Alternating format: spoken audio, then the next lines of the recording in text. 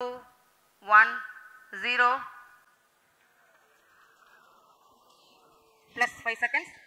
Lift off normal. Here we have a majestic liftoff of LVM-3 M4 rocket carrying India's prestigious Chandrayaan-3 spacecraft. P2 tracking.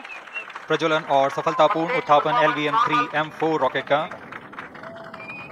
यह भीमकाय rocket आसमान को चीरते हुए अपनी भयानक दहाड़ से चारों ओर कंपन उत्पन्न कर रहा है, जिसे हम यहाँ महसूस कर सकते हैं, और यही दहाड़ है जो वैज्ञानिकों को रोमांचित करती है।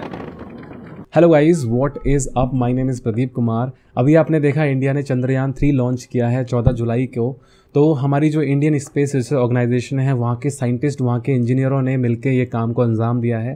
तो आपके मन में भी आता होगा कि यार ये जो इंजीनियर्स बनते हैं इसरो के अंदर, जो हमारी जो डिफेंस ऑर्गेनाइजेशन है, इन सब के अंदर जो बनते हैं इंजीनियर्स, वो बनते कैसे हैं, वो कैसे, अगर आपको कंट्रीब्यूट करने का मन है इन ऑर्गेनाइजेशन में, तो आप कैसे जा सकते हो। बहुत सारे लोगों को लगता है कि सिर्फ IIT के लोग ही बन सकते हैं, बट ऐसा नहीं है। अगर आपने BTech कर रखी है या बैचलर्स ऑफ इंजीनियरिंग कर रखा है, तो आप एलिजिबल हो इन एग्ज़ाम्स को देने के लिए। तो इसरो अपना एक खुद का एग्ज़ाम कंडक्ट करता है, जिसके बारे में हम बात करेंगे इस वीडियो के अंदर। इन सब चीज़ों के बारे में बात करने से पहले सबसे इम्पोर्टेंट चीज़ जिसके बारे में बात करना है कि क्यों ज्वाइन करना है इसरो। तो यार इसरो हमारी ऑटोनोमस, हमारी जो इंडियन स्पेस ऑर्गेनाइजेशन है, विक्रम साराभाई ने इसको बनाया था। तो ये एक प्राउड है, जो लोग इसरो में हैं। मेरा एक फ्रेंड है, वो भी इसरो में काम करता है। तो एक प्राइड की बात होती है कि आप इंडियन स्पेस के लिए काम कर रहे हो, वहाँ पे जो प्रोडक्ट्स बना रहे हो आप उनके लिए, क्योंकि हमारे इंडिया के जो रॉकेट्स होते हैं, जो भी हमारा प्रोजेक्ट्स होते हैं, वो कॉस्ट इफ़ेक्टिव होते हैं। दुनिया में कहीं भी ऐसा नहीं होता जो इतने कॉस्ट इफ़ेक्टिव बना पाएँ। तो हमारी ये पहचान भी है पूरे वर्ल्ड के अंदर कि भाई चीपेस्ट रॉकेट बनाते हैं और बेस्ट चीज़ बनाते हैं हम, और सब कुछ इंडिया में बनाते हैं। तो उन्हीं में टेक्नोलॉजी में इंजीनियर्स की ज़रूरत पड़ती है, साइंटिस्ट की ज़रूरत पड़ती है, असिस्टेंट्स की ज़रूरत पड़ती है। तो वही अगर आपको बनना है तो इस वीडियो को अंत तक देखना। सब कुछ बताऊंगा इसरो के बारे में, कैसे आप जा सकते हो इसरो में, प्रिपरेशन कैसे करनी है, क्या क्या प्रिपेयर करना है, उन सब चीज़ों के बारे में बात करेंगे इस वीडियो के अंदर। चलिए इस वीडियो को स्टार्ट करते हैं। अब हम बात करते हैं कि इसरो के अंदर अगर आपको जाना है तो कौन सा एग्ज़ाम आपको देना है। तो इसरो हर साल अपना एक एग्ज़ाम कंडक्ट कराता है जिसका नाम है ICRB, ISRO centralise recruitment board. तो ये लोग आपका एग्ज़ाम कंडक्ट कराते हैं। उस एग्ज़ाम का सिलेबस क्या है, एलिजिबिलिटी क्या है, वो अब हम डिस्कस करते हैं। तो सबसे पहले हम बात करते हैं कि एग्ज़ाम का पैटर्न क्या है। तो उस एग्ज़ाम के अंदर 2 पार्ट होते हैं। 2 घंटे का एक एग्ज़ाम होता है जिसमें अराउंड 95 to 100 क्वेश्चंस होते हैं। जिसमें जो पहला पार्ट है वो टेक्निकल पार्ट है, और दूसरा पार्ट है आपका एप्टीट्यूड वाला पार्ट, जिसके 15 क्वेश्चंस होते हैं। जो टेक्निकल वाला पार्ट है वो मेजॉरिटी में होता है।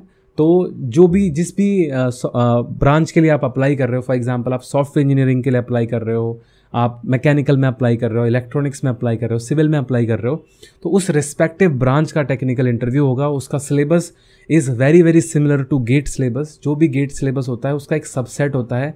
एक आध सब्जेक्ट इधर उधर हो सकते हैं, बट मोस्टली अगर आपने गेट की प्रिपरेशन की है तो you can easily crack ICRB exam जो इसरो कंडक्ट कराता है साइंटिस्ट और इंजीनियर्स की पोजीशन के लिए। तो एग्ज़ाम पैटर्न की हमने बात कर लिया। हम बात करते हैं एलिजिबिलिटी की, कौन कौन लोग एलिजिबल हैं इस एग्ज़ाम के अंदर।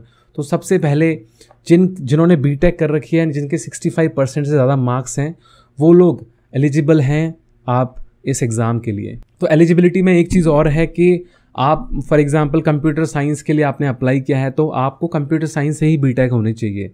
ऐसा नहीं है कि आपने मैकेनिकल में किया हुआ है, कंप्यूटर साइंस की पोजीशन के लिए आप अप्लाई कर रहे हो। बिकॉज कई बच्चे क्या करते हैं, गेट में तो ऐसा नहीं होता। गेट में अगर आप गेट CSE की प्रिपरेशन करना चाहते हो, इट इज़ नॉट नेसेसरी कि आपका बैकग्राउंड भी उस ब्रांच में होना चाहिए। बट इसरो में ये बहुत ज़्यादा इंपॉर्टेंट है।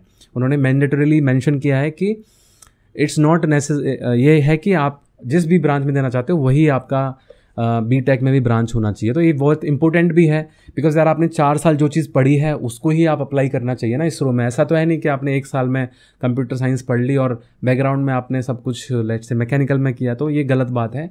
इसलिए ये सही चीज़ भी है। ओके, अब हम बात करते हैं सिलेबस की। तो जैसे मैंने सिलेबस का बताया, it's very similar to GATE, and एक आध सब्जेक्ट है, मैं यहाँ पे साइड में डाल दूंगा सिलेबस क्या क्या है, आप लिंक्स वगैरह भी डाल दूंगा, वहाँ से देख सकते हो।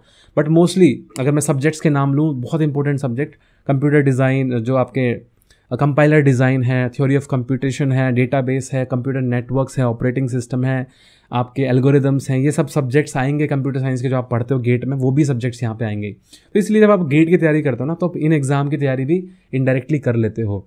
तो एज लिमिट इसमें है 35, लाइक जनरली बहुत सारी पोजीशंस को मिला के 35 है, लेकिन आप स्पेसिफिकली साइंटिस्ट की अगर बात करो, साइंटिस्ट और इंजीनियर की, वो 28 ईयर्स की है, बिकॉज आप इनिशियल लेवल पे स्टार्ट कर रहे हो वहाँ पे आप। तो अब कुछ क्वेश्चंस हैं जिनके मैं आंसर देना चाहूँगा। पहला क्वेश्चन है कि इस GATE score is valid for ISRO, like आपने गेट अच्छा क्रैक कर दिया है, क्या इसरो में वो एलिजिबल है, क्या उसके थ्रू आपको डायरेक्ट एंट्री मिल सकती है? तो ऐसा नहीं है, आपने चाहे गेट क्रैक कर भी लिया हो, बट इसरो का एग्ज़ाम आपको देना पड़ेगा, उस एग्ज़ाम में आपको बैठना पड़ेगा। एग्ज़ाम के बाद उनका रिटर्न इंटरव्यू होता है, रिटर्न एग्ज़ाम के बाद उनका इंटरव्यू होता है जिसको आपको क्रैक करना पड़ेगा। इंटरव्यूज़ में बहुत तरह के क्वेश्चंस होते हैं जिनके बारे में मैं बात कर लूँगा आपसे। बट हाँ, तो गेट स्कोर अगर आपका आ गया, it is not never like sure shot कि आपका इसरो में हो जाएगा। बट रिसेंटली मैंने देखा कि कुछ वैकेंसीज़ निकली हैं जो गेट के थ्रू वो भरना चाहते हैं, बिकॉज कई बार क्या होता है ना, जो एग्ज़ाम कंडक्ट कराना होता है, कम वैकेंसीज़ हैं, जो एग्ज़ाम कंडक्ट कराना थोड़ा टीडियस प्रोसेस हो सकता है। तो गेट वाले बच्चे भी, उनको ये रियलाइज़ होता है कि यार ये बंदे गेट का जो क्रैक कर रहे हैं, ये भी उन्होंने पढ़ रखा है ये सब, तभी इनका गेट स्कोर आया। तो गेट भी एक रेलेवेंट है। तो कुछ कुछ पोजीशंस के लिए अभी निकाला है, गेट स्कोर के थ्रू वो रिक्रूट कर रहे हैं। बट हाँ, उसमें भी इंटरव्यू जो है आपका मैंडेटरी है पर्सनल स्क्रीनिंग के लिए। फिर डिफरेंट टाइप ऑफ पोजीशंस क्या होती हैं, साइंटिस्ट और इंजीनियर की पोजीशंस ही हैं आप इंजीनियर्स के लिए, तो अलग अलग फिर दूसरे ब्रांचेस के लोगों के लिए हैं जो लाइक जिन्होंने डिप्लोमा किया है, उस तरह की चीज़ें की हैं। तो ये चीज़ें हैं, मैं आपके साथ शेयर करना चाहता था। तो एक चीज़ और, जो इसरो का एग्ज़ाम होता है वो जून जुलाई के अराउंड होता है। आपको ध्यान रखना पड़ता है कब इसके रिक्रूटमेंट निकलेंगे, इसी के अराउंड गेट स्कोर के बाद ही ये सब एग्ज़ाम्स होते हैं। इसका एग्ज़ाम होता है, DRDO का एग्ज़ाम होता है, बहुत सारे और एग्ज़ाम्स भी होते हैं, गवर्नमेंट एग्ज़ाम। मैंने इस पर एक वीडियो भी बनाई है कि कौन से गवर्नमेंट एग्ज़ाम्स होते हैं जो गेट के थ्रू आप दे सकते हो, तो उन्हीं के बारे में बनाया है। उस वीडियो को आपको जाके यहाँ पे देख सकते हो। आई होप आपको ये वीडियो पसंद आई हो, पता चला हो कि इसरो में कैसे जाना है, साइंटिस्ट कैसे बनना है, इंजीनियर कैसे बनना है, और कैसे हमारा जो इसरो है उसमें कंट्रीब्यूट आपको करना है। अगर आपको कोई डाउट्स हैं, कोई स्पेसिफिक चीज़ आपको पूछनी है, तो आप प्लीज़ कमेंट करके पूछ सकते हो। आपको पर्सनल 1-on-1 मेरे से बात करनी है तो टॉपमिट के थ्रू आप मुझसे कनेक्ट हो सकते हो। और मिलते हैं अगले वीडियो में, तब तक के लिए बाय बाय, टेक केयर, नमस्कार। चैनल को सब्सक्राइब करना ना भूलिए, इस वीडियो को लाइक कर देना, और बताओ कि कौन सी और वीडियोस आपको चाहिए, कौन सी चीज़ों पे आपको डिटेल एनालिसिस चाहिए, तो मैं वीडियो आपके लिए बना दूंगा। मिलते हैं अगले वीडियो में, तब तक के लिए बाय बाय, टेक केयर, नमस्कार। I will see you in the next one.